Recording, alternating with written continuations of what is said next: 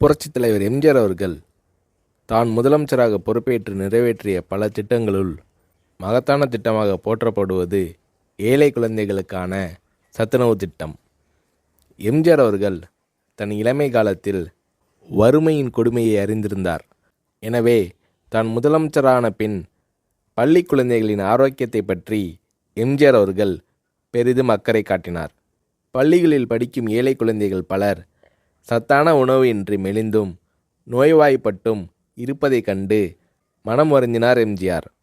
ஏற்கனவே தமிழக பள்ளிகளில் பெருந்தலைவர் காமராஜர் ஆட்சி காலத்தில் தொடங்கப்பட்ட மதிய உணவு திட்டம் நடைபெற்று கொண்டிருந்தது.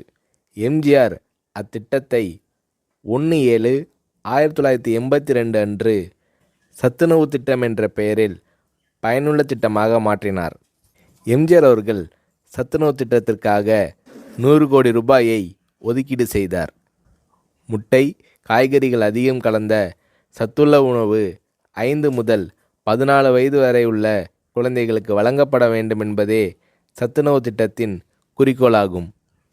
இந்திய பொருளாதார முன்னேற்றம், தொழில் முன்னேற்றம் என்பதை விட இன்றைய குழந்தைகளின் பசியும் ஆரோக்கியமும் அவசியம் என்பதை உணர்ந்தே சத்துணவு திட்டத்தை நான் அறிமுகப்படுத்தினேன் என்று சத்துணவு திட்டம் பற்றி எளிமையாக விளக்கமளித்தார் எம்ஜிஆர். எம்ஜிஆர் அவர்கள் அறிமுகம் செய்த சத்துணவு திட்டத்தை உலகமே வியந்து பாராட்டியது. மேலை நாட்டு தலைவர்கள் மற்றும் மக்கள் தொண்டு அமைப்புகளும் இத்திட்டத்தால் ஈர்க்கப்பட்டனர்.